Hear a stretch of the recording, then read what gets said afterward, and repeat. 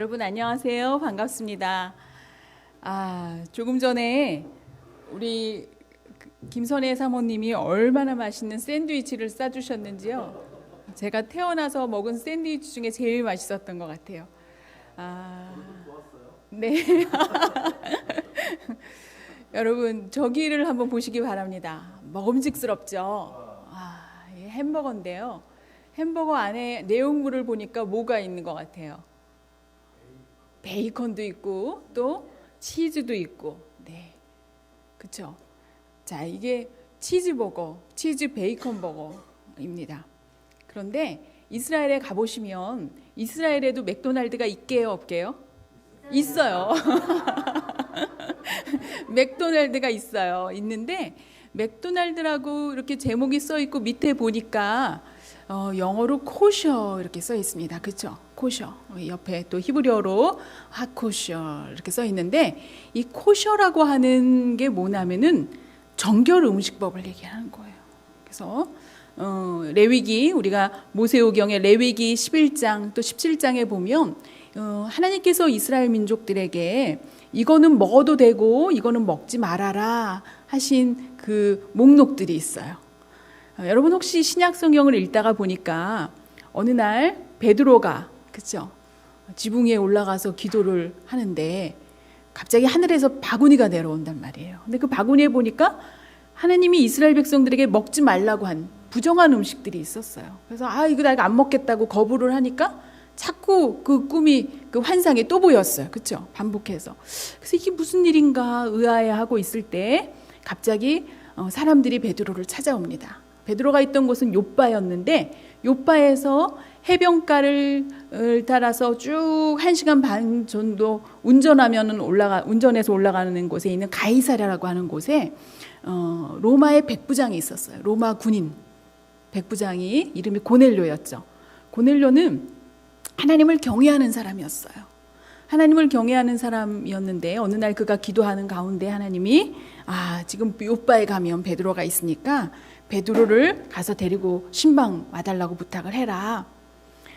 아마도 이 고넬료는 우리가 지금 얘기하는 70인역 성경을 읽었던 사람이거나 아니면은 아브라함과 이삭과 야곱의 하나님, 이스라엘의 하나님의 이야기를 들었던 사람인 것 같아요. 그래서 그가 자기들의 그 식민지, 그렇죠? 자기들의 속국인 이스라엘 땅에 와 있지만, 그리고 자기 나라는 로마 제국, 그 당시 정말 그 일대의 패권을 가지고 있는 대로마 제국이었지만 많은 신들을 섬기고 있는 나라였지만 이스라엘 와서 들어보니까 이스라엘의 하나님 같은 분이 없는 거예요. 자기들이 알고 있던 그 우상들하고는 비교할 수 없는 대상인 걸 그가 알고, 그 하나님은 누굴까 경외하는 사람이었어요. God fearer였어요. 그 그를 하나님께서 귀하게 여기셔서 이제 베드로를 신방 와달라고 부탁을 하라고 사람들을 보내신 거죠. 베드로가 보니까 막 환상을 보고 이게 무슨 환상이지, 먹지 못하는 걸 왜 자꾸 하나님의 음성이 먹으라고 그러시지, 이게 뭔가 하고 그가 wondering, 그가 이상하게 여기고 있을 때 고넬료가 부른 사람이 이제 온 거예요. 그러면서 고넬료가 그러는데 우리 집에 신방하달래요. 근데 이 베드로가 보기에 이 고넬료는 누구예요? 이방인이잖아요. 그렇죠? 이방인 집에는 가지도 말라고, 이방인 동네 들어가지도 말라 그러셨는데 이게 무슨 일인가. 그때서야 그가 오기 전에 하나님이 하늘에서 내려주셨던 그 부정한 음식이 어떤 의미인지를 알게 되었던 거예요. 사실은 여러분, 예수님 당시에도 아까 말씀드린 것처럼 이방인들에게 아직 복음이 열려 있지 않았어요. 그래서 예수님도 제자들에게 이방인 동네는 가지도 말라 그러셨거든요. 그런데 부활하신 예수님이 제자들과 함께 계시다가 40일 만에 승천하시면서는 뭐라 그러셨냐면 만민에게 복음을 전하라 그러셨어요. 너희는 가서 모든 사람에게 복음을 전하라. 그리고 그들이 아직 모든 사람에게 복음을 전하는 것이 무엇인지 아직 알지 못하고 있을 때, 그렇죠? 성령 받은 다음에 아직까지도 구체적으로 어떻게 복음을 전해야 되는지 알지 못하고 있을 때 일어난 사건이 베드로에게 일어난 사건이에요. 그리고 그 베드로가 긴가민가 했지만 환상을 통해서 하나님이 보내주신 사인인 것으로 믿고 그가 가서 긴가민가하고 신방을 갔지만 그곳에 가서 손을 얹고 기도하자 오순절에 모여있던, 예루살렘에 모여있던 이들에게 내리셨던 성령의 역사하심이 이방인 집에도 이루어지는 것을 보면서 이것이 비로소 이방인들은 부정한 음식과 같이 정결하지 못한 자들 같이 여겼던 유대인들의 생각이 바뀌어지는, 복음은 모든 이에게 열려져 있다 하는 것을 경험한 사건을 여러분 기억하실 거예요. 자, 코셔라고 하는 것이 무엇이냐면은 먹어야 될 거, 먹지 말아야 될 거, 단순하게 음식만을 얘기하는 게 아니죠. 베드로 사건을 통해서 우리는 또 다른 이야기들을 보게 됩니다. 지난주 여러분 강의를 기억하시는 분들은 제가 마지막에 그 얘기를 한번 여러분들 머릿속에 기억하시라고 부탁을 드렸을 거예요. 하나님과, 그렇죠? 이스라엘과, 그리고 교회. 하나님과 이스라엘과 저와 여러분의 관계는 무엇인가 하는 것을 우리가 머릿속에 두고 계속해서 한번 우리가 앞으로 이야기를 계속 진행을 했으면 좋겠어요. 왜냐하면 성경은 이스라엘에 대한 얘기거든요. 그렇죠? 우리하고는 상관없는, 하나님이 이스라엘에게 말씀하셨고 이스라엘의 삶 속에서 역사하신 이야기들인데, 저와 여러분이 무슨 관계로, 뭐 때문에 성경을 읽어야 되는가, 그런 질문들을 한번 머릿속에 가지고 계시라는 말씀이에요. 자, 유대인들은 전 세계로 흩어져 있는 가운데서도 이 정결 음식법을 꾸준히 지켰어요. 그들이 로마에 가 있든지 뉴욕에 가 있든지 유대인들은 지금도 정결 음식법을 지켜요. 그래서 여러분들이 특히 뉴욕이나 이런 데 유대인들 많이 사는 데 가보시면은 코셔 음식점들이 많이 있는 거 보시게 될 거예요. 한국에도 코셔 음식점이 딱 한 군데 있어요. 이태원에 랍비가 살고 있는 랍비네 집에 한 켠을 식당으로 만들어 놓고 코셔 음식을 여러분들이 먹고 싶으면 거기 가서 드시면 돼요. 자, 유대인들이 또 예나 지금이나 지키고 있는 것이 있는데, 그건 뭐냐면은 파라샤트 하샤브아라고 하는 위클리 토라 포션이에요. 이게 무슨 얘기냐면, 유대인들은요, 성경, 구약 성경, 그렇죠? 구약 성경 우리가 가지고 있는 것 39권이죠. 구약 성경을 1년 주기로 나눠서 읽어요. 자, 이게 언제부터 그렇게 시작이 됐나? 아주 오래전부터 시작됐어요. 신명기에 보면 이미 신명기에 그들이 일어나서 하나님의 말씀을 같이 읽어라 하는 그런 말씀이 시작되고 있는데요. 특별히 바벨론 포로로 끌려갔을 때는요, 모세의 오경뿐만이 아니라 성경의 다른 부분들, 예언서들도 1년 주기로 나눠 읽는 그 목록에 들어갔던 것 같아요. 여러분, 누가복음에 보면 어느 날 예수님이 안식일에 회당에 들어가셨어요. 회당에 들어가셨는데 예수님에게 회당장이 두루마기를 하나 갖다 드려, 성경 두루마리를. 그러면서 그거를 읽는데 보니까 선지자의 글이었어요. 이 이사야 선지자, 그렇죠? 이사야서를 갖다 드린 거예요. 그런데 그것은 우연히 회당장이 그날 많은 성경 가운데 하나를 뽑아다 갖다 드린 게 아니라요, 그 주에 읽기로 되어 있던 성경이었어요. 바벨론 포로 전에는 모세오경, 창세기, 출애굽기, 레위기, 민수기, 신명기만 1년 주기로 나눠서 읽었는데, 바벨론 포로에서부터 또 돌아오면서는 이제 예언서들도 그들이 같이 읽게 되었던 것 같아요. 자, 이번 주는요, 이번 주 창세기 41장부터 44장 17절까지 이번 주 유대인들이 읽는 포션이에요. 근데 이 포션은요, 예루살렘에 있는 유대인들뿐만이 아니라 미국에 있는 유대인들, 독일에 있는 유대인들, 지금 한국에 살고 있는 유대인들도 어디를 가든지 이번 주는 다 이 말씀을 읽어요. 이게 이번 주 읽어야 되는 순서거든요. 이 내용이 뭘로 시작되면 하면은 미케츠라고 시작이 돼요. 성경 본문에 보면 이 미케츠는 무슨 뜻이냐면은 in the end라고, 마침내, 때가 참에, 이런 뜻이에요. 창세기 41장 내용은 어떤 내용이냐면은 요셉이 형들에게 버림당하고 유기당하고, 그렇죠? 또 노예로 이집트에 팔려간 다음에 그의 인생은 파란만장한 인생을 살게 돼요. 근데 그가 끌려가기 전에 하나님이 그에게 2번이나 꿈을 통해서 보여주신 약속이 있었거든요.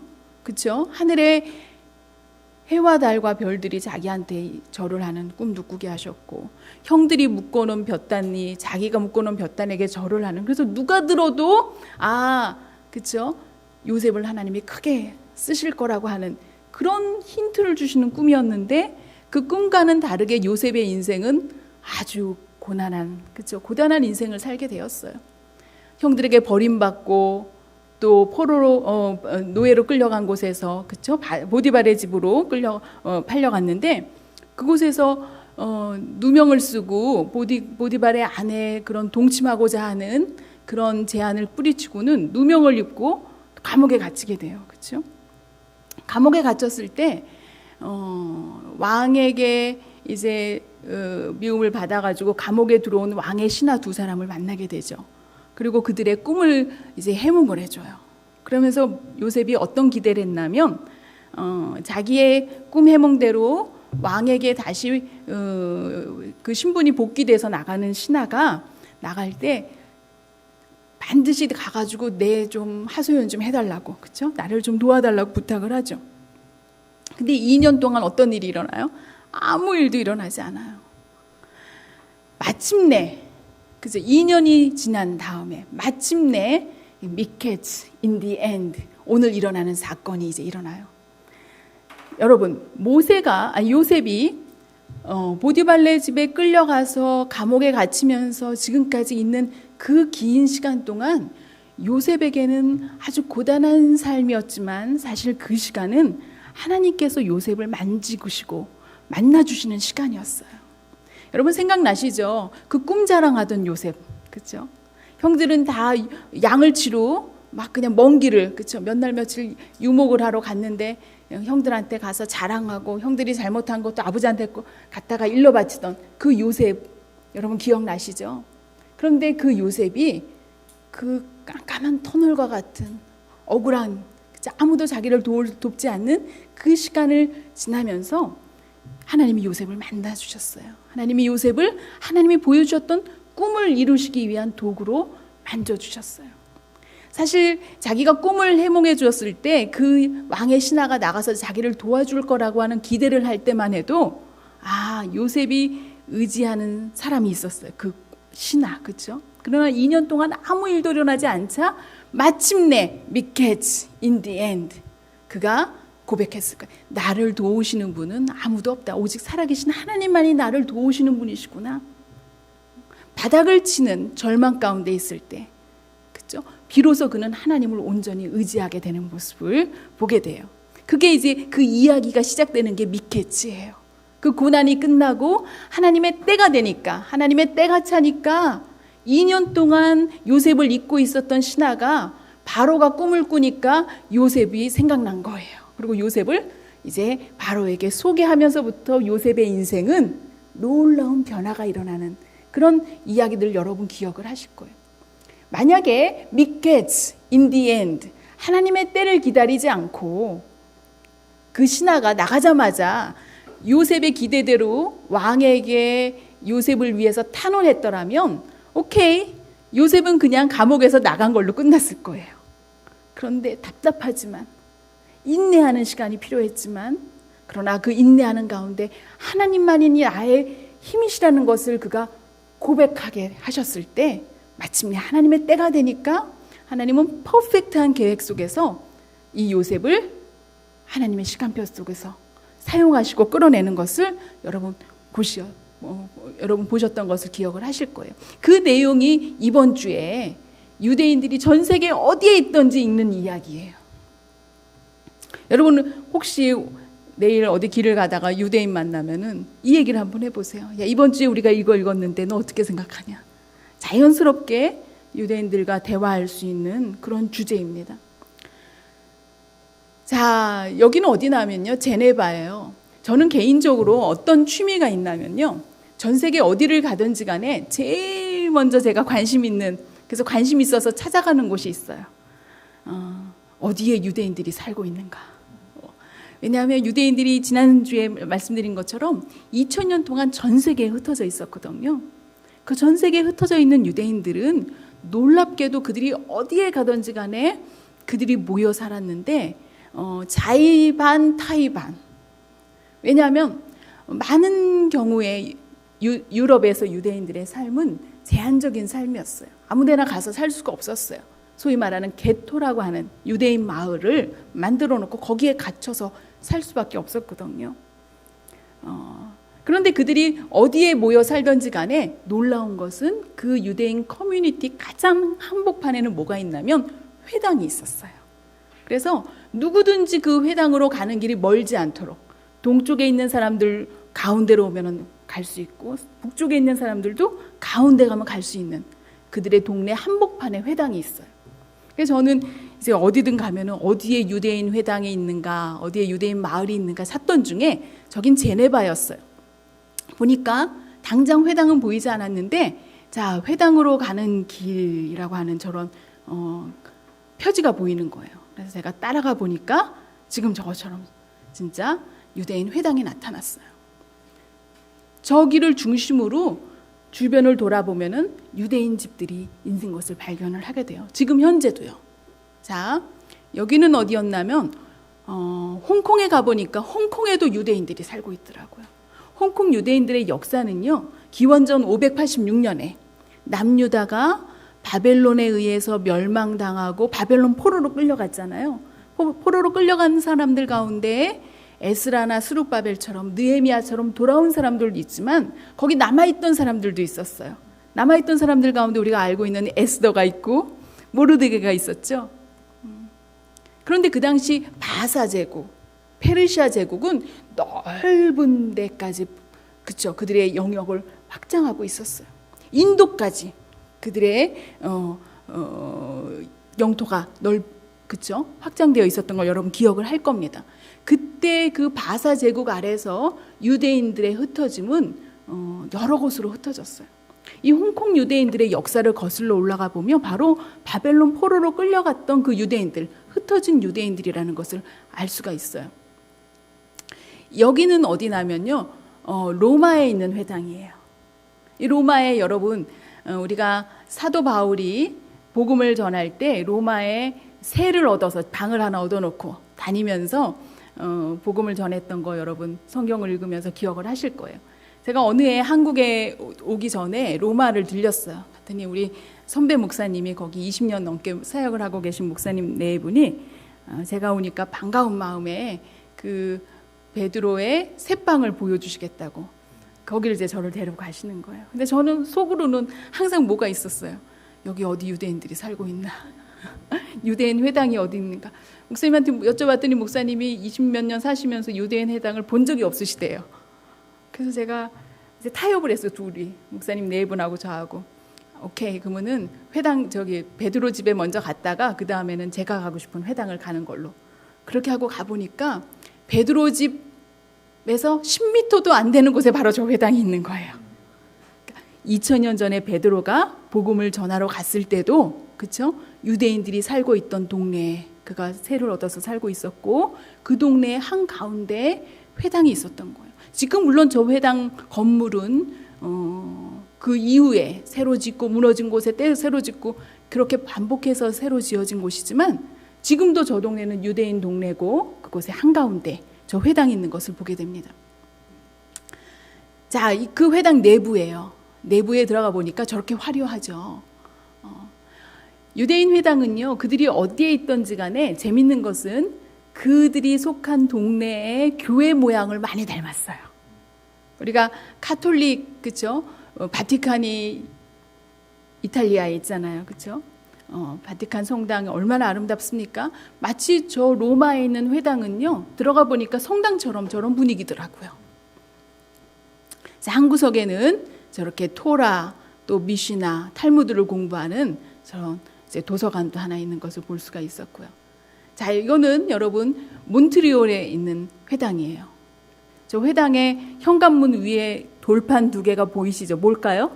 십계명을, 네, 십계명을 저렇게 써놓은 것을 보았습니다. 자, 이거는요 16세기에 지어진 유럽에 있는 가장 오래된, 남아있는, 현존하는 가장 오래된 회당 중에 하나인데 체코 프라하에 있는 회당이에요. 참 아름답죠? 자, 이건 제가 작년에요. 작년이 우리가 임시정부 100주년이었잖아요. 그렇죠? 그래서 제가 상해를 갔어요. 상하이. 중국 상하이를 갔는데 중국 상하이에 우리 임시정부 요원들이 있던 임시정부 청사를 제가 가서 봤단 말이에요.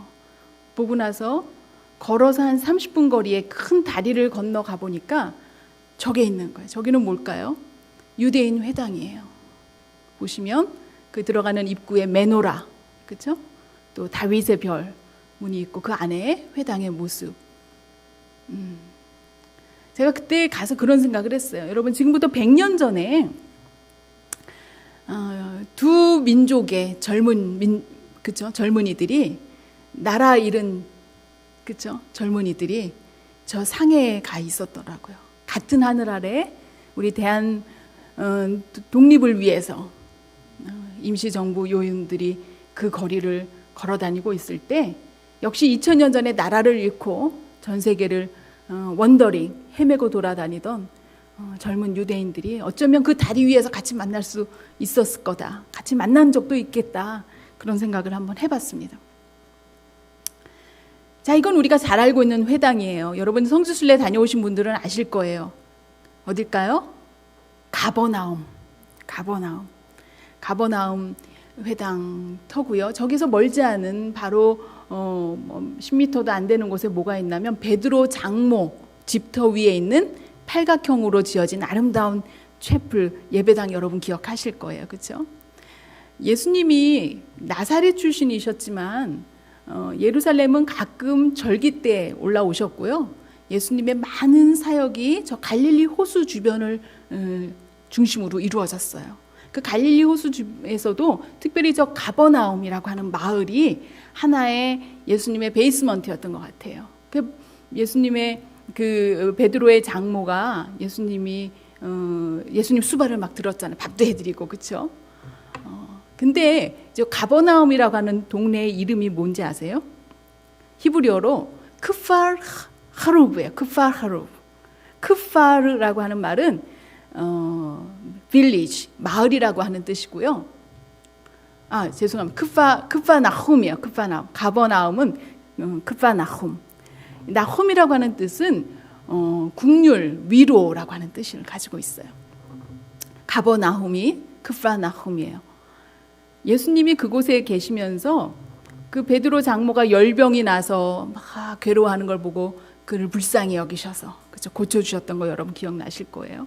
예수님이 하루 종일 사역을 하시는데 너무 지치셔가지고 배를 타고 갈릴리 호수 건너편으로 가서 좀 쉬시려고, 예수님이 좀 식사하실 시간도 없었잖아요. 그렇죠? 근데 막 건너편으로 배를 타고 가보니까 막 병자들이, 여기 아픈 사람 저기 아픈 사람들이, 또 배고픈 사람들이, 예수님은 배 타고 건너가 보니까 뛰어서 먼저 갈릴리 호수를 저쪽으로 뛰어서 먼저 그 건너편에 가서 예수님이 오시기를 기다리고 있는 이들을 보시고 쉬러 가셨다가 그들을 긍휼히 여기셔서 쉬지도 못하시고 또 내리셔서 그들을 치료해 주시고 말씀을 전하셨던 그 사역을 여러분 기억하실 거예요. 나훔, 가버나움이라고 하는 뜻이 바로 거기에 있어요. 예수님의 긍휼하심을 얘기하고 있는 거죠. 그 가버나움에 있는 회당이 바로 예수님도 거니셨을, 예수님도 들어가서 말씀을 전하셨을 그 회당의 터의 모습입니다. 자, 이거는요 예루살렘에 있는 히브리 대학교 안에 있는 회당이에요. 여기 보시면은, 자, 이거는 이제 제가 위층에서 이제 내려다보고 찍은 사진이고요. 그 보면은 이제 거꾸로 이쪽, 우리로 말하면 강대상 쪽에서 저쪽 회중성을 향해서 찍었는데, 저 동그라미로 보이는 그 구멍들 있잖아요. 그 구멍 뒤에가 누가 앉냐면은 저기가 여성들이 앉는 거예요. 남성들은 저 아래 앉고요. 그런데 제가 처음에 이제 이스라엘을 갔는데, 도서관에 가니까 이 유대인들은요, 도서관에서 얼마나 떠드는지 몰라요. 도서관은 침묵해야 되잖아, 정숙해야 되잖아요, 그렇죠? 근데 막 맨날 앉아서 떠드는 거예요, 그냥 쑥덕쑥덕. 그래갖고 제가 처음에는 막 다니면서 조용히 시켰어요. 야, 너 조용히 해, 조용히 해. 그래서 제가 도서관 총무였어요. 그랬더니 그 친구들이 얼마나 웃기겠어요. 동양에서 온 어떤 여성이 와가지고 맨날 지네들, 나중에 보니까 떠드는 게 아니라 유대인들은요, 도서관에서도 토론하는 걸 좋아해요. 질문하고. 근데 제가 맨날 그거 시끄럽다고 다니면서 나중에는 제 성에 못 이겨가지고 사람들이 조용히 시켜도 조용히 안 하니까 제가 화가 나가지고 그 다음부터 제가 이제 어디 가서 공부할까 찾다가 어느 날 보니까 저렇게 좋은 데가 있는 거예요. 저기가 얼마나 좋은지요. 여러분 보세요. 저 강대상 쪽에서 보니까 예루살렘 올드시티가 한눈에 내려다 보이는 히브리 대학교에서 제일 전망 좋은 곳이에요. 아침에 8시쯤 되면 미리 저기 가가지고 저 아래 저 넓은 데 혼자 책상을 하나 저렇게 딱 펴놓고 앉아서 컴퓨터랑 책을 쫙 늘어놓고 맨날 제가 저기서 공부를 했어요. 어느 날 보니까 저 기둥 뒤에서 어떤 청년들이 여기도 하나 서 있고 저기도 하나 서 있고 자꾸 저를 쳐다보는 거예요. 그래서 제가 여기서도 또 미모를 알아보는구나. 그래서 제가 할 말 있으면 빨리 와서 하지. 며칠이 지나도 맨날 저를 주시하는 청년들이 있는 거예요. 근데 어느 날 누가 저를 향해서 다가오는 거예요. 그래서 내가 올 것이 왔구나. 그리고 내가 왜 할 말 있냐 그랬더니 그 친구가 정중하게 미안하지만 여성들은 여기 앉는 게 아니라 저 뒤에 2층에 앉는 거다. 그래서 제가 한 달 넘게 제가 저기 앉아서 아침마다 가서 저기서 혼자 공부를 했는데 이스라엘에는요 심지어는 학교에도 회당이 있고 퍼블릭 마켓 재래시장에도 회당이 있고요. 어디를 가도 유대인들은 자기들이 모여서 기도할 만한 그런 공간을 만들어 놓거든요. 근데 히브리 대학교에도 저 회당이 있는데 아침, 점심, 저녁으로 모여서 기도를 해요. 그런데 아침에 기도하려고 와보면은 맨날 모르는 동양 여자애가 책상을 다 차지하고 혼자 앉아서 공부를 하니까 이 친구들이 한 달 넘게 참다 용기를 내서 와서 얘기를 한 거예요. 제가 너무 창피해서 그 이후로 몇 개월은 저 근처에 가지도 않았어요. 자, 이거는 우리 동네에 있던 회당이에요. 근데 보시면 저기에 뭐라고 써있냐면은 베이트 크네세트라고 써 있거든요. 히브리어로. 자, 그 안의 모습은 이렇게 생겨 있고요. 저들이 모여서 이제 기도하는 모습인데, 자, 우리가 회당할 때 우리가 시나고그 그래요, 그렇죠? 시나고그는 그릭 헬라어예요.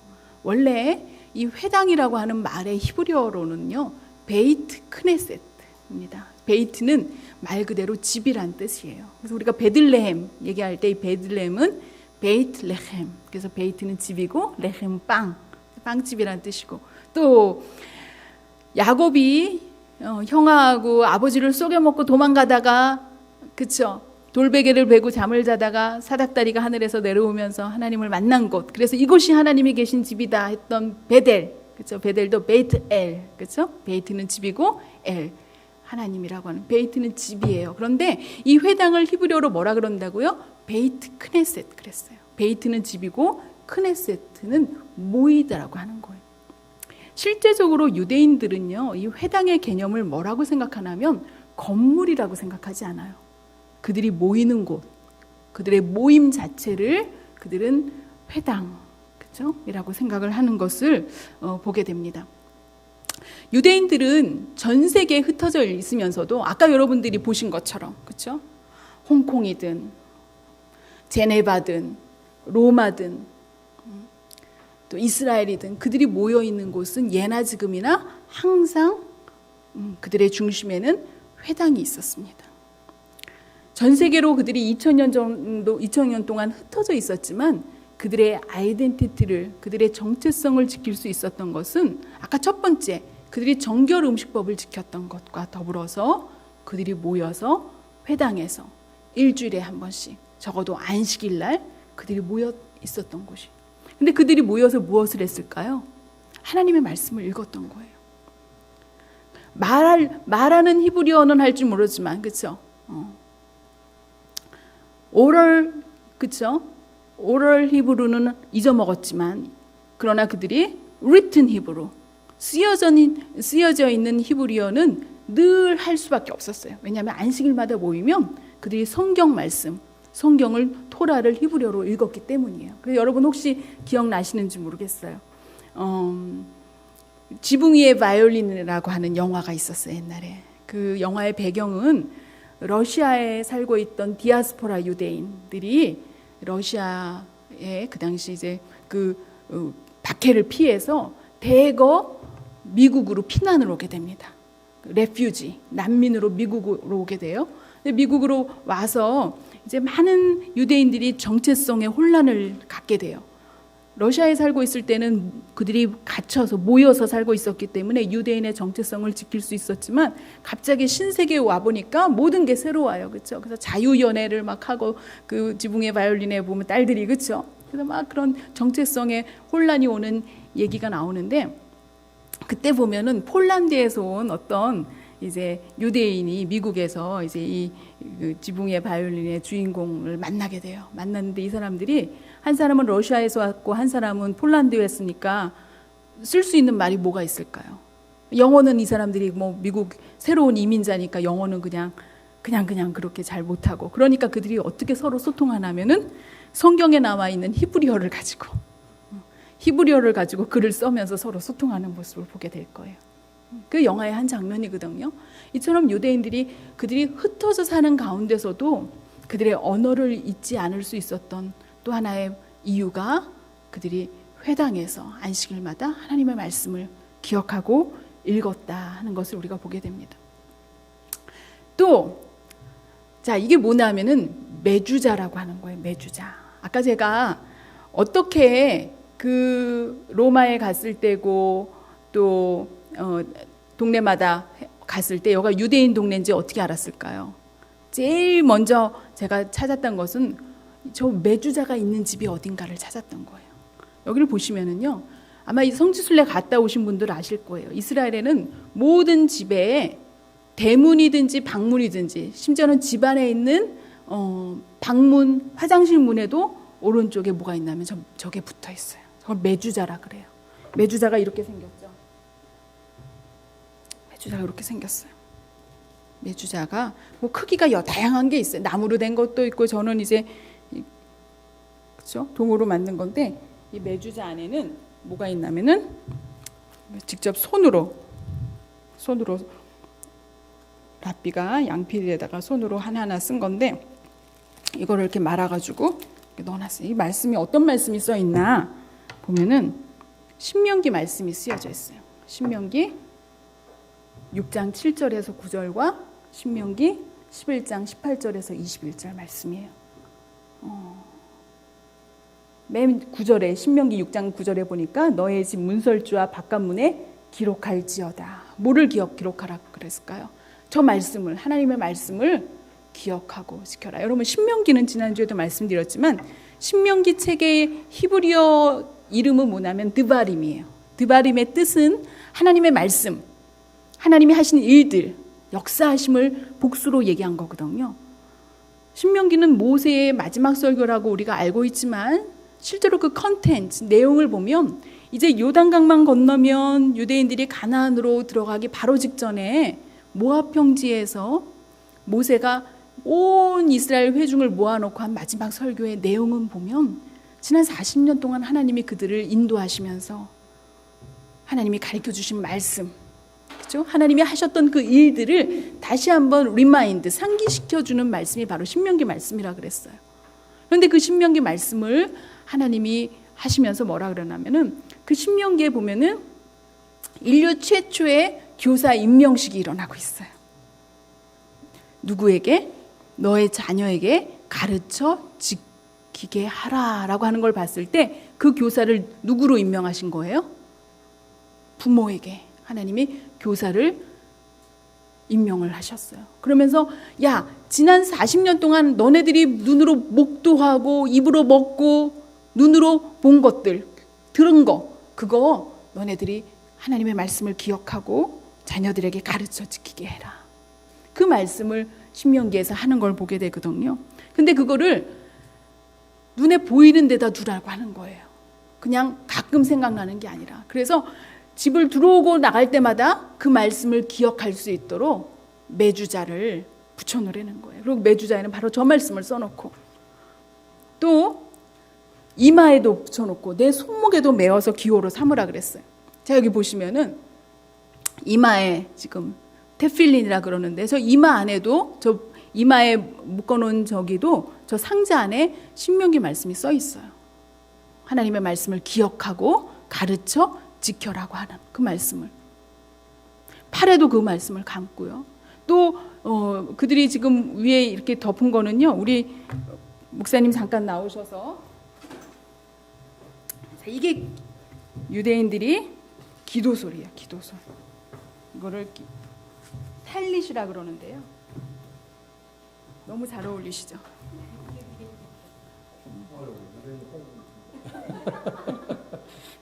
감사합니다. 네. 자, 잠깐 여기서 계시면, 자, 여기 보시면 이 기도소를 지금 아까 신명기 말씀대로 이들이 입고 기도하는 모습이에요. 군인 이스라엘 IDF 이스라엘 군인도 저렇게 기도 시간이 되면 하루에 3번씩 모여서 기도하는 모습을 보게 됩니다. 저 성인식을 하고 있는 장면인데요. 마사다에서 있는 성인식에 제가 우연히 이제 저 소년이 13살 성인식을 하는 장면을 제가 보게 되었어요. 거기 보니까 그 예배에 성인식에 참여하는 사람들이 다 기도소를 하고, 그렇죠? 팔에 테필린을 감고 있는 것을 보게 되죠. 그런데요, 여기를 잘 보시면 이 기도소의 끝에 보면 이 술들이 있어요.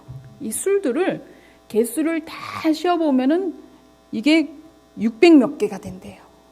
하나님이 우리에게 10계명을 주신 것은 전부 10개지만 그 10가지 계명을 아주 구체적으로 세분화해서 세어보면은 저렇게 600개가 넘는 그런 말씀들을 상기시키는 그런 하나의 상징적, 여기 써 있지는 않아요, 술에. 하지만 이것을 볼 때마다 그 말씀을 기억하라고 하는 거예요. 감사합니다, 목사님. 들어가셔도 되겠습니다. 입구 들어가셔도 돼요. 잘 어울리시는데요. 그런데 여러분, 이 장면 기억나시나요? 여러분, 누가복음, 또 마가복음, 또 마태복음에서, 그렇죠? 공통적으로 우리에게 소개하고 있는 장면이 하나 있는데, 혈루병 앓던 여인이 있었어요. 그 여인이 예수님께 가까이 가서, 그렇죠? 딴 사람들은 막 저 좀 고쳐주세요, 막 앞에 가서 예수님한테 간청을 하는데, 그 여인은 그러지 못하고 슬쩍 가서 예수님의 겉옷을 잡았다. 우리가 가지고 있는 번역 성경에는, 그렇죠? 예수님의 겉옷을 잡았다 그러는데, 실제적으로는 조금 전에 우리 홍 목사님께서 입으셨던 저 기도소에게 옷자락을 기도소를 잡았던 그 모습이에요. 그러면 여러분, 왜 저 여인은 다른 사람들처럼 당당하게 예수님한테 와서 고쳐달라고 하지 못했을까요? 우리가 레위기서에 그런 정결법을 여러분 면밀히 보시면 유출병 환자, 그렇죠?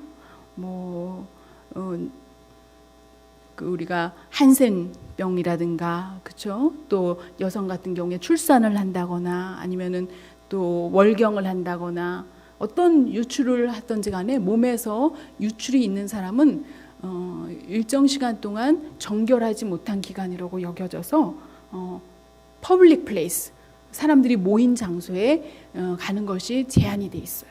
심지어는 부부래도 그 유출병에 있는 여인 혹은 또 월경을 하고 있는 여인 근처에 남편이 그 여인이 앉았던 자리에도 앉지 말라고 그렇게 나와 있단 말이에요. 근데 저 여인은 한 달에 한 번 유출병 그 월경을 하는 게 아니라 지금 수년째, 그렇죠? 수년째 그 혈우병을 앓고 있던 여인이에요. 그래서 실제적으로는 레위기서의 말씀대로라면은 저 여인이 저 지금 예수님을 막 만나러 와 있는 군중들 틈에 있으면 돼요, 안 돼요? 안 돼요. 겉에 옷을 입었으니까 저 여인이 지금 유출을 하고 있는지 안 했는지 사람들이 모르죠, 그렇죠? 그런데 내가 이런 병이 있으니까 고쳐주세요 하고 나설 수 없는 여인이었어요. 그래서 그 여인이 슬그머니 예수님 뒤에 가서 예수님의 옷자락을 잡았단 말이에요. 예수님이 누가 나의 옷에 손을 댔냐 그러니까 제자들이 아니 이렇게 사람이 많은데 떠밀 수도 있죠 그랬죠. 아니야 내 몸에서 능력이 나갔다. 우리가 그 본문 말씀 잘 알고 있어요. 그 장면에서 등장하는 것이 바로 예수님의 겉옷. 그런데 실제적으로는 그 겉옷이 찢찢이라고 하는 저 기도소리였다라는 것을 우리가 보게 됩니다.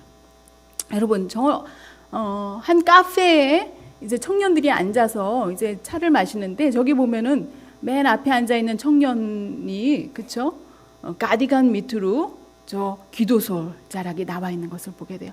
겉으로 드러나게도 해서 몸을 감싸고 기도하기도 하지만 또 조끼처럼 만들어가지고 티셔츠나 뭐 속옷으로, 그래서 겉으로 저것이 드러나게끔 저렇게 늘 입고 다니기도 하죠. 그런가 하면은 또 이런 유대인 남성들이 쓰는 머리에 쓰는 키파라고 하는 것도 있어요. 자, 이런 여러분 이렇게 어떤 기능을 했을까요? 저 키파를 쓰거나 아니면 기도소를 하거나, 그렇죠? 또 매주자가 있는 것은 유대인 집이라고 하는 것을, 그렇죠, 드러내는 거예요. 그런데 동시에 유대인이라고 하는 것은 뭐예요? 저들이 저런 것을 쓰고 뒤집어 쓰고 붙이고 하는 그 근거가 성경에 있는 거예요, 그렇죠? 그 얘기는 뭐냐면 우리는 하나님의 말씀대로 사는 사람들이다. 우리는 하나님의 말씀을 경외하는 사람들이다라고 하는 것을 공개적으로 밝히는 하나의 장치인 거예요. 만약에 저와 여러분이 우리는 기독교인이다, 우리는 예수님을 믿고 따르는 사람이다라고 하는 그런 것을 드러낼 수 있는 장치를 하는 의상을 입고 있다고 한번 생각을 해봅시다. 그러면 우리가 운전을 할 때 어떤 모습으로 하게 될까요? 그렇죠? 사람들이 많은데 줄을 서야 되는데 우리가 새치기를 할 수 있을까요?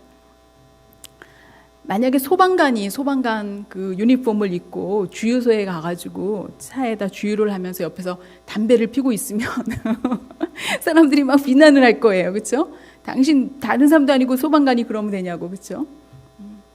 의사는 의사로서의 그런 유니폼 가운을 입었기 때문에 의사로서의 권위도 있지만 또 의사로서의 책임도 있어요.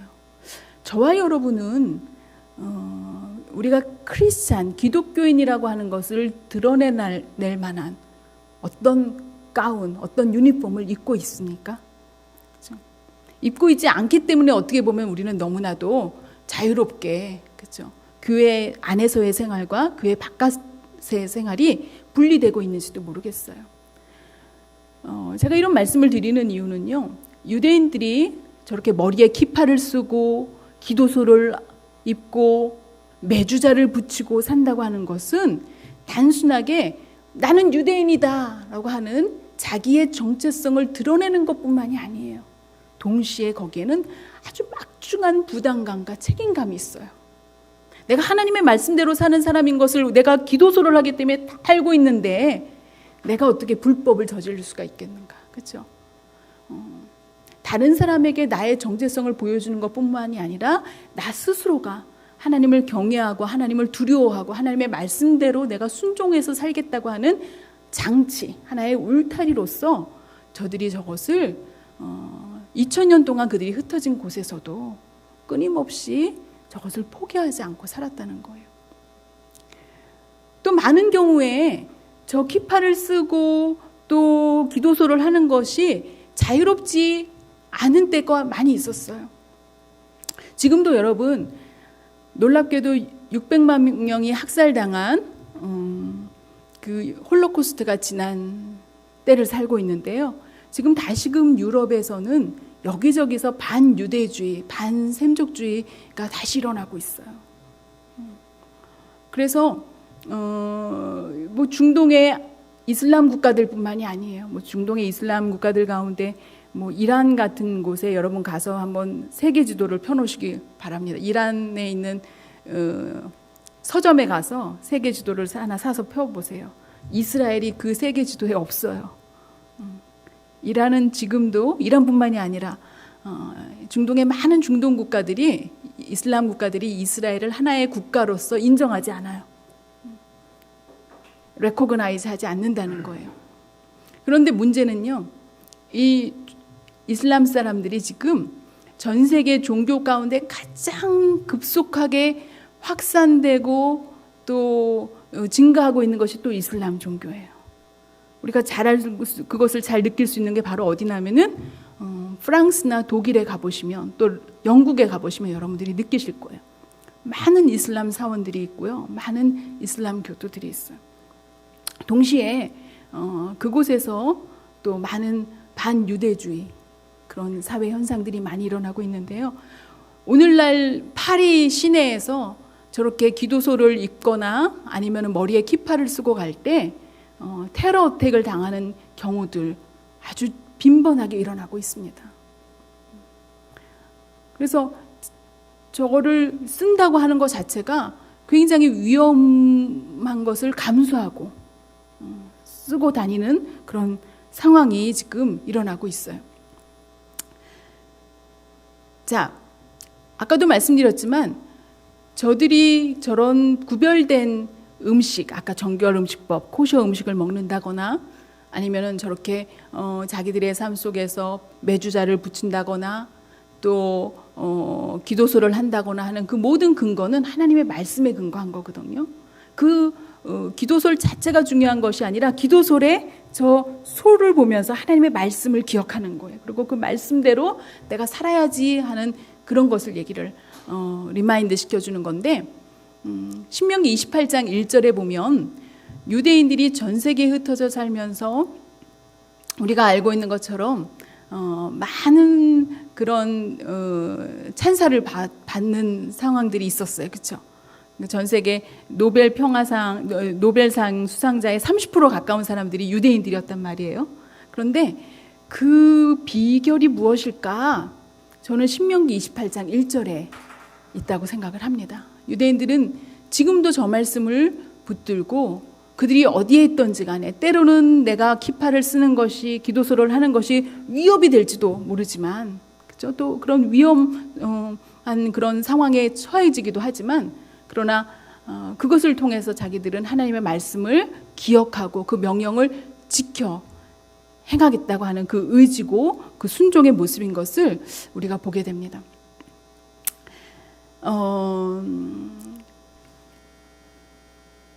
유대인들이 2000년 동안 전 세계에 흩어져 살고 있는 동안에 이런저런 이유들을 가지고 유대인들이 학살도 당하고 또 그렇죠? 핍박도 당하고 또 추방도 당하는 그런 일들이 있었어요. 그 이제 하이라이트가 홀로코스트 600만 명이 학살당한 그런 사건이었습니다. 지난주에 우리가 보면서 놀랬던 것이 1948년도에, 그래서 전 세계 사람들이, 유대인들이 이제 없어졌을 거라 생각을 했을 때 그들의 독립을 우리가 보면서 깜짝 놀랐어요. 그것이 한편으로는 이스라엘을 하나님께서 흩어진 다음에 육신적으로 다시 회복시키시는 사건이었다고, 저는 1948년도에 이스라엘 독립이 그런 의미가 있다고 생각을 합니다. 그런데 그 유대인들 가운데서 예수님 믿는 유대인들은 불과 4%, 5%밖에 안 된다 그랬어요. 그렇죠? 그런데 놀라운 것은 그 4%, 5%밖에 안 되는 그 유대인들의 수가 지금 기하급수적으로 지금 많이 증가하고 있는 것을 보게 됩니다. 저 모습은 예루살렘에 있는 교회에 예배드리는 모습이에요. 보면 얼마나 많은 젊은이들이 있어요. 그렇죠? 저 젊은이들 가운데 놀라운 체험을 하고 하나님을 만난 사람들이 있어요. 우리 교회 나온 청년들 가운데 하나도 오스독스주 아주 정통 유대인이었어요. 그래서 메아시아렘이라고 하는 까만 옷 입고 다니는 사람들이 사는 동네에 사는 사람인데, 하나님의 말씀을 혼자 읽다가 다메섹 도상에서 사울을 만나 주신 것 같이 성령 체험을 하고 성경에 쓰여져 있는 그 말씀이 바로 예수님을 가리키고 있는 것을 깨닫고 교회에 나오는 청년들도 있어요. 그 청년들 가운데서는 집에서 완전히 그냥 쫓겨나죠. 그렇게 성령 체험을 하고 교회에 나오는 이들도 있고, 또 유대인들 가운데서는 이제 남자는 3년, 여자는 2년, 고등학교 졸업하면 무조건 군대를 가야 되거든요. 그런데 군대 갔다 와가지고는 이제 이들이 대학교 들어가기 전에 한 1년 동안 여행을 해요. 여행을 하는데 제일 많이 가는 나라가 어디냐면은 인도예요. 인도에 가서 요가를 하고 또 그 뉴에이지며 이런 거 체험을 하고 뭐 허탈한 거예요. 영적으로 갈급한 거예요. 그래서 실제적으로 유대인 선교사들 가운데 많은 선교사들이 이스라엘 땅 안에 들어가 있기도 하지만 이처럼 인도에 들어가서 유대인들을 선교하는 선교사들이 많이 있어요. 그곳에서 복음을 들은 청년들도 많이 있고요. 히브리 대학이며 바르일란 대학교며 텔아비브 대학교에서 또 해외에서 온 유학생들, 크리스찬 유학생들을 통해서 복음을 듣고 또 예수님을 만난 청년들도 있고요. 그래서 지금 보시면 오늘날 한국교회 우리 예배당마다 가보면 물론 젊은이 교회도 많이 있지만 교회 50% 이상이 노년층이에요. 한국교회가 어느덧, 그렇죠? 근데 저 교회 모습을 보시면 이스라엘의 많은 교회들이 저런 젊은이들이 지금 교회 안으로 들어오고 있는 것을 보시게 됩니다. 저희 집 거실이에요. 저희 집에서 이제 청년들, 히브리 대학교 청년들 2명 데리고 성경 공부 시작했던 모임이 나중에 한 30명이 되었습니다. 그래서 그 모임이 우리 교회 청년부가 되었는데, 저 집에 처음에 이사 갔을 때 그 날이 생각이 나요. 제가 저 집으로 가기 전에 조그만 그 스튜디오에 살고 있었는데 이제 집주인이 집을 팔게 되었어요. 그래서 이제 집을 알아보러 다녀야 되는데 뭐 어디로 가야 될지 모르겠는 거예요. 그래서 비가 주룩주룩 오는데 혼자 해는 져가고 제가 기도를 하면서 하나님, 너무 쓸쓸하고 외롭고 저는 갈 데도 없고 혼자 이제 막 청승을 떨면서 울고 있었어요. 근데 이제 학교의 그 광고지에서 본 주소를 적어가지고 어느 집에 들어갔더니 그 집에 가보니까 그 주인이 없는 거예요, 아직. 그래가지고 이제 한참 기다리다 전화를 다시 이제 기다리는데 그 아래층 사람한테 가서 물어봤더니 자기네 집에 와서 기다리래요, 노부부가. 그래서 그 집에 가서 1시간을 기다려도 주인이 안 와서 다시 전화를 해보니까 제가 옆에 건물로 다른 데 가서 앉아 있더라고요. 그러고 이제 다시 그 집을 나와서 이제 원래 주소를 찾아갔더니 그 집에는 막 이만한 개도 한 마리 거실에 있고 뭐 집이 그렇게 별로 안 좋아요, 비싸고. 그래갖고 이제 그냥 다시 나왔어요. 나와가지고는 아까 그 기다리던 집 할머니 할아버지네 집에 다시 갔어요. 왜냐하면 그 할머니 할아버지네 집에 앉아 있었던 이유가 그 아파트에도 위층이 비어 있었거든요. 그래서 이제 그 집인 줄 알고 기다리고 있었던 거였죠. 그래서 내가 잘못 알고 가 있었다 그러고 이제 갔더니 할머니 할아버지가 그 위층 사람을 수소문을 해서 이제 알려줬어요. 그래서 결국 이제 저 집으로 이사를 가게 됐죠. 첫날 제가 이사를 가가지고 어떤 목사님 가정을 초대를 해서 기도를 이제 같이 이사 예배를 드렸어요. 근데 그 목사님이 막 축복 기도를 해주시면서 하나님, 이 집이 그 집이 되는 은혜를 하나님께서 허락해 주시기를 기도합니다. 그 집이 누구네 집이냐면 다메섹 도상에서 사울이 예수님을 만나게 되죠, 그렇죠? 그리고 눈이 멀어서 이제 아나니아의 집에 가서 있다가 그곳에서 하나님께서 아나니아를 통해서 기도해 주셨을 때 사울이 예수님을 만나는 사건을 여러분 기억을 하실 거예요, 사도행전 9장에. 근데 그 집이 바로 그 집이야, the house. 그러면서 그 목사님이 이 집이 그 집이 되게 네, 하나님 역사해 주세요 막 기도를 하시더라고요. 그래서 하나님 어떻게 역사하실 거나 했는데 제가 이스라엘에서 15년 동안 사역하는 동안에 저 집에서 12년을 살았어요. 저 집의 집주인이 홀로코스트 생존자의 후손들이었어요. 그 어머니는 이미 돌아가셨고 그분들 본인도, 저 집주인 본인들도 이미 70이 넘으신 어른들이었는데 키부츠에 살고 계신 분들이었죠. 근데 그분들이 저 집을 저에게 주고는 12년 동안 저는 집세를 한 번도 안 올려주셨어요. 저 집이 방 2개, 저렇게 넓은 거실도 있고 주방도 있고 그런데 히브리 대학교 기숙사 방보다도 싸게 제가 저기 집에서 12년 동안 살았어요. 그 이유가 뭘까 생각해 보니까 하나님이 저 집을 the house, 그 집으로 사용하시기 위해서 저에게 그냥 맡기신 거였더라고요. 저 집에서 히브리 대학교 학생들을 불러서 같이 성경 공부하던 모임이 교회가 되는 그런 놀라운 은혜를 체험을 했습니다. 제가 사역하던 교회에 우리 예배 드리는 모습이에요. 예루살렘에 이제 제루살렘 하우스, 제루살렘 어셈블리, The House of Redemption이라고 하는 교회의 이름을 가지고 있는 교회인데 저희가 모여서 예배드리고 있는 모습을 여러분 보십니다.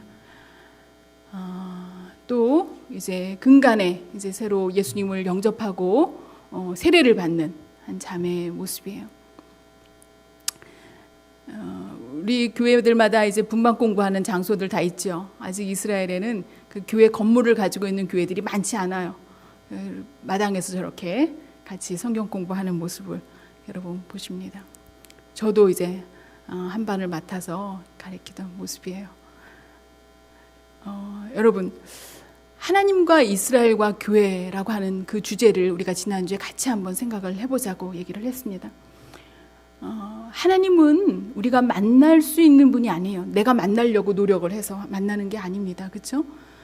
하나님이 당신을 드러내셨을 때 우리가 만날 수 있어요. 우리가 잘 알고 있는 것처럼 아브라함이 온 곳은 세계 4대 문명 가운데 하나, 티그리스강, 유프라테스강이 흐르는 메소포타미아 문명에서 아브라함이 왔지만 함무라비 법전이 만들어진 곳이었고 하늘의 별을 공부하는 천문학이 발달한 오늘날의 실리콘밸리와 같은 곳이었어요. 그러나 그 땅의 사람들은 하나님을 알지 못했어요. 아브라함의 아버지는 우상을 만들어 깎는 사람이었어요. 그곳에 있던 아브라함을 하나님이 부르시면서 레크레카 가라고 명령을 하십니다. 그 하나님이 가라고 하시는 명령을 하시는 이유는 하나님의 프로젝트가 있었기 때문이에요. 첫 번째 프로젝트는 하나님이 2절에 보니까 내가 너로 하여금 큰 민족을 이루겠다고 하셨어요.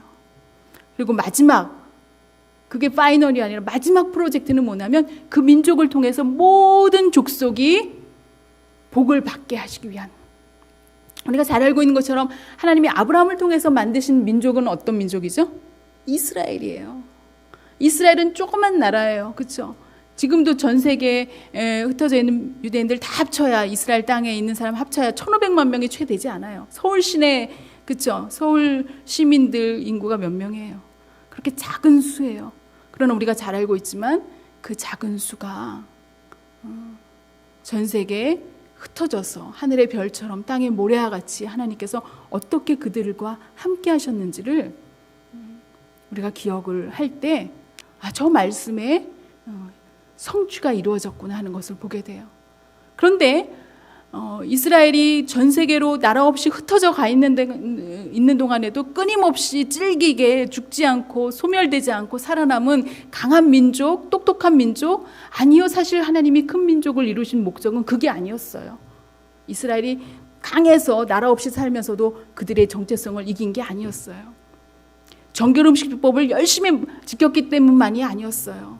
회당을 세웠기 때문만은 아니었어요. 거기에는 하나님의 함께 하심이 있었기 때문이었거든요. 그 목적은 무엇이었냐면 하나님이 그들을 통해서 세계 모든 민족이 복을 받는 복의 근원으로 사용하시기 위한 거였어요. 여러분, 저와 여러분이 이스라엘 통해서 받은 복 중의 복은 무엇일까요?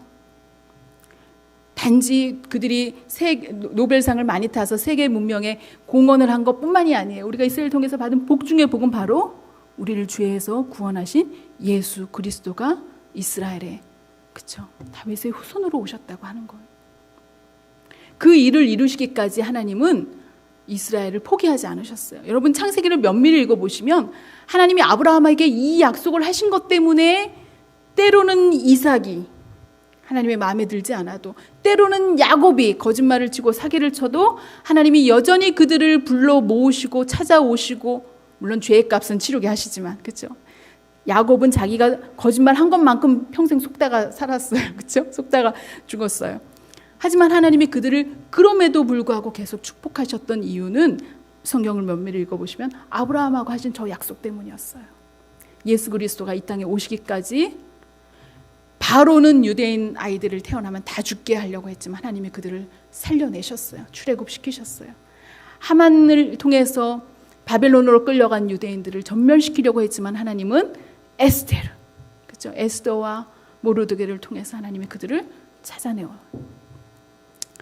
예수님이 태어나시던 바로 그 순간에도 헤롯은 베들레헴에 태어난 모든 유대인 아이들을 다 죽이려고 했지만 하나님은 예수 그리스도를 지켜주셨어요. 그 이유는 바로가, 하만이, 헤롯이 문제가 아니라 하나님의 구속사적인 계획하심, 온 인류를 구원하시고자 하시는 메시아를 이 땅에 보내시고자 하신 하나님의 계획하심을 방해한 사단의 역사였던 것을 여러분 보시게 돼요. 그러나 승리는 하나님이 하셨죠.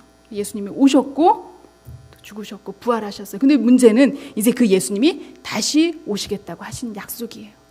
로마서 말씀은요, 예수님이 부활하신 것으로 하나님과 이스라엘의 관계가, 비즈니스가 끝난 거라고 얘기하고 있지 않아요. 로마서 말씀을 면밀히 읽어보시면 하나님은 이방의 충만한 수가 차기까지 유대인들의 일부를 넘어져 있게 하신다고 했어요. 아까도 얘기했지만 전 세계 유대인들 가운데 5%도 안 되는 유대인들이 예수님을 알아보고 있어요. 나머지는 넘어져 있어요. 그들이 예수님이 아직 누군지를 잘 몰라요. 두네요. 봐도 모르고 들어도 모르고.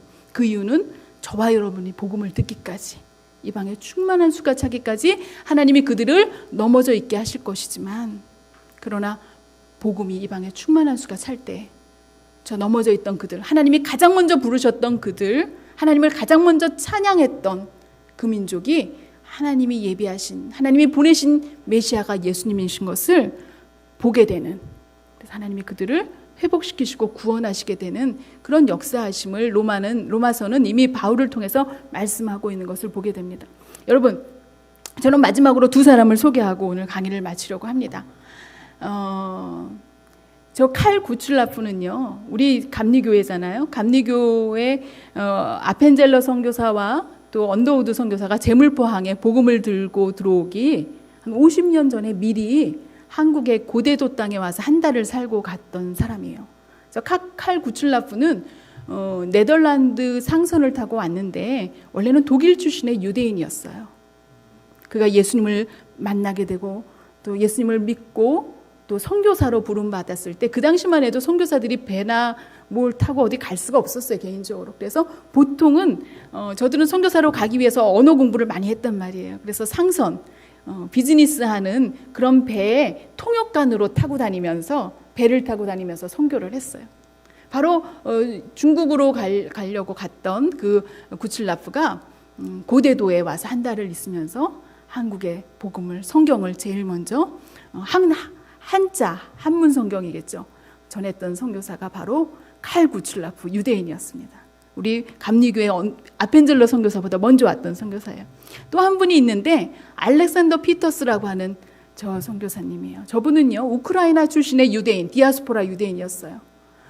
아주 정통 유대인 집에서 태어났지만 공허함을 채울 수가 없었어요. 구약 성경만 읽어서는 딸딸 외울 정도로 열심히 정통 유대인 가정에서 살았지만 공허함을 채울 수가 없었어요. 그래서 가출을 해가지고 일본에 갔다가 일본에 와 있는 미국 성서공회 선교사들을 만나게 돼요. 그리고 그들을 통해서 복음을 듣고 예수님을 만나게 되죠. 그리고 미국 선교사들이 보니까 이 사람만큼 문서 선교에 합당한 사람이 없는 거예요. 러시아어를 할 줄 알죠. 히브리어를, 성경을 읽을 줄 알죠. 또 미국 선교사들을 통해서 영어도 배웠죠. 그래서 이 사람을 잘 훈련시켜서 한국에 보내게 됩니다. 그리고 이분이 한국에 와서 구약 성경 가운데 시편을 제일 먼저 한국어로 번역하는 일을 해요. 그것을 시작으로 해서 우리 한국어 성경, 구약 성경에 이제 시작이 되죠. 그 시편 성경이 바로 시편 차료라고 하는 말씀입니다. 오늘 저는 이스라엘 유대인들의 그런 전 세계에 흩어져 살고 있는 동안에 그들의 음식법이라든가 그들의 회당이라든가 이런 것을 통해서 단지 유대인들의 인류학적인 관점에서 유대인들이 어떻게 나라도 없이 그렇죠? 언어도 없이 살면서 그들의 정체성을 지킬 수 있었는가 하는 그런 관점에서 바라본 것이 아니라 흩으신 분도 하나님이셨고 그들을 기적처럼 다시 불러 모으신 분도 하나님이시다. 그런데 1948년도에 육적으로 그들이 육신적으로 회복이 된 것이 완성된 것이 아니라 이제는 마지막으로 예수님이 다시 오시기까지 이방에 충만한 수가 찰 때 죽은 자가 다시 살아난다 그랬거든요. 그 얘기는 예수님이 다시 오시는, 그렇죠? 재림의 때에 죽은 자가 다시 살아난다는 것을 우리가 기억할 때 이스라엘의 회복은 곧 예수님의 재림과 관련된 것이다. 지난 100년 동안 유대인들이 예수님을 믿고 교회 안에 들어온 숫자는 지난 2000년 동안 유대인 한 명이 예수님을 믿는 숫자와 비교해 봤을 때 엄청난 속도로 지금 빨리 교회 안에 증가되고 있는 모습을 보게 됩니다. 그 얘기는 이방의 충만한 수가 지금, 그렇죠? 우리가 눈으로 봐도 충만한 수가 차고 있는 것을 볼 때 예수님의 재림의 때가 가까이 와 있구나, 예수님이 오실 때가 이미 이만큼 와 계시는구나 하는 것을 보게 됩니다. 감사합니다. 그래서 마치도록 하겠습니다.